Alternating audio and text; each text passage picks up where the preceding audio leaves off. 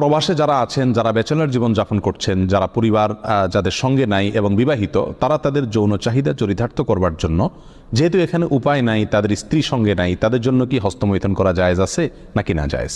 কোরআনে কারিমে আল্লাহ সুবহানাহু ওয়া তাআলা বলেছেন, ওয়াল্লাযীনা হুম লিফুরুজিহিম হাফিজুন ইল্লা আলা আজওয়াজিহিম আও মা মালাকাত আইমানুহুম ফাইন্নাহুম গায়রু মালুমিন ওয়া ফামান ইবতাগা ওয়ারাআ যালিক ফাউলাইকা হুমুল আদুন। তিনটি আয়াত আল্লাহ তাআলা বলেছেন, কৃতদাসী এবং নিজের স্ত্রী, এই দুই শ্রেণী ছাড়া, এই দুটি ক্ষেত্র ছাড়া অন্য কোনো জায়গা যাদের লজ্জাস্থানকে তারা ব্যবহার করে না, সেই সমস্ত লোকেরা সফল মুমিন, তারা সার্থক মুমিন।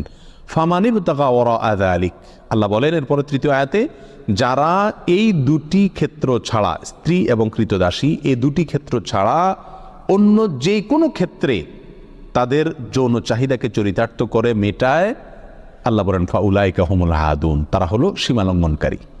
তাহলে এই আয়াতের আলোকে পরিষ্কারভাবে একজন মুমিনের জন্য হস্তমৈথুন করার কোনো অধিকার, কোনো সুযোগ, কোনো অনুমতি ইসলামী শরীয়তে নাই। এটা হারাম এবং কবিরা গুনাহসমূহের মধ্যে থেকে একটি।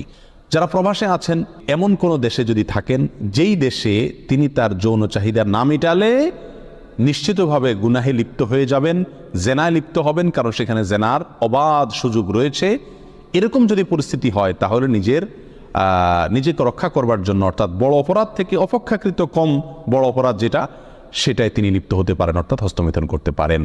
এটা কোনো উলামা ইকরামের মত। অবশ্য অন্য উলামা ইকরাম বলেছেন সর্বাবস্থায় হস্তমৈথুন করা কি হারাম। এজন্য প্রবাসে যারা আছেন তাদের উচিত এই অপরাধ থেকে বেঁচে থাকা।